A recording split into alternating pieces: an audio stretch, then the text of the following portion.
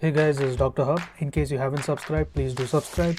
This is a concise, well-crafted summary and it highlights only the important keywords.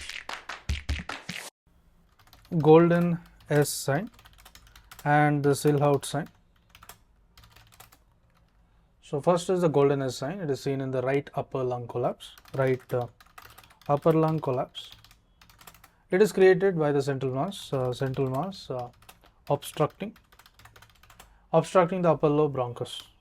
So it's created by the central mass which obstructs the upper lobe bronchus, mostly the bronchogenic carcinoma. So it affects the bronchogenic carcinoma. Next, moving on to the silhouette sign. The silhouette sign, it is nothing but a loss of the normally visible border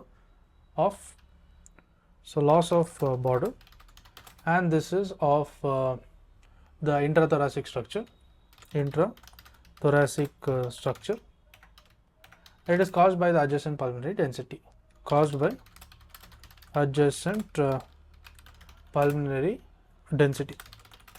To learn and grow daily like this, please do subscribe.